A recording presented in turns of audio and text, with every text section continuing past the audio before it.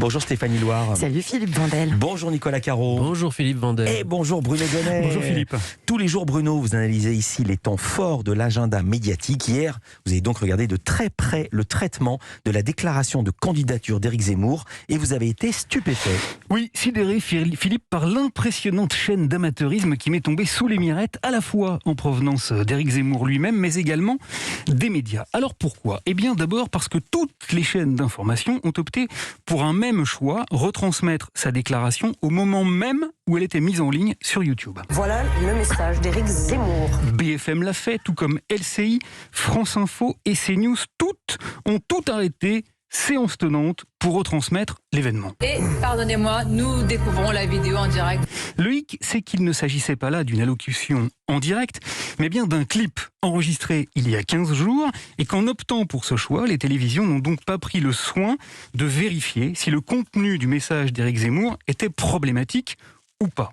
Or, il l'était, et ça a même posé un sérieux problème, résumé par BFM TV, dès la mi-journée. Je voulais juste vous signaler qu'on ne peut plus vous repasser ce message de 10 minutes en entier. Pourquoi ? Parce qu'il y a un problème de droit. En effet, dans sa vidéo, Éric Zemmour montre des images de plateaux télé, de matchs de foot et même de longs métrages dont il n'a pas acquis les droits. Des films de Sautet et de Verneuil. Une grande légèreté qui a fait dire ceci hier soir à David Pujadas. Mais, si j'ose dire, tout le boulot n'a pas été fait.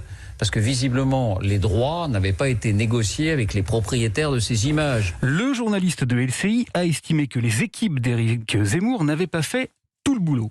Il a eu raison, seulement voilà, il a oublié un peu vite de dire que les chaînes de télé non plus, pas davantage que YouTube, dont on s'étonnera, Philippe, qu'à l'heure à laquelle je vous parle, elle n'est toujours pas retirée de sa plateforme un contenu contre lequel plusieurs ayants droit ont déjà annoncé qu'ils entendaient porter plainte. Voilà donc pour ce qui ne fut que la première étape d'une longue journée médiatique dont le point d'orgue était programmé à 20h sur TF1. Bonsoir Éric Zemmour. Bonsoir Gilles Boulot.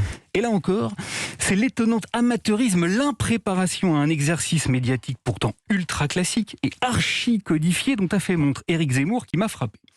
Car pendant 12 minutes, c'est long, très long à la télévision, le candidat s'est fait littéralement enfermer, cornérisé par celui qui l'a interrogé, dans un rôle de polémiste, poursuivi par les affaires et les condamnations dont, en dépit de ses protestations, il n'a jamais réussi à se défaire. Je ne suis plus le journaliste, l'écrivain. Je suis candidat à l'élection présidentielle. Donc ce que j'aimerais, c'est que vous m'interrogiez sur mon projet. Incapable d'avancer de lui-même sur le terrain des propositions qui semblaient pourtant lui tenir tant à cœur, il a dû se contenter d'une critique en toute fin d'interview. Je trouve simplement que il n'y a pas eu de questions sur mon projet politique et je le regrette. Une critique qui s'est même transformée un peu plus tard dans la soirée au micro de BFM TV en une énorme charge adressée à Gilles Boulot. Il y a eu Maldonne, il y a eu même escroquerie intellectuelle.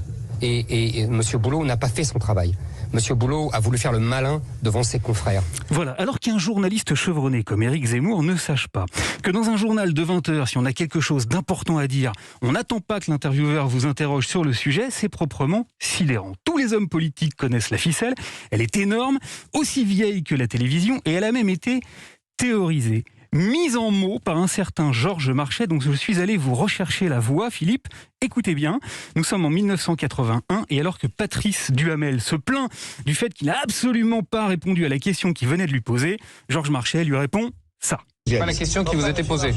C'est peut-être pas votre question, mais c'est ma réponse. C'est peut-être pas votre question, mais c'est ma réponse. Merveilleux stratagème de communication politique qui permet donc à n'importe qui de pouvoir profiter du temps d'antenne qui lui est accordé pour maîtriser son message et le faire passer où l'on découvre, Philippe, qu'être candidat à l'élection présidentielle, c'est un métier qui supporte assez mal les tâtonnements et surtout l'à peu près. Vive la République et surtout, vive la France.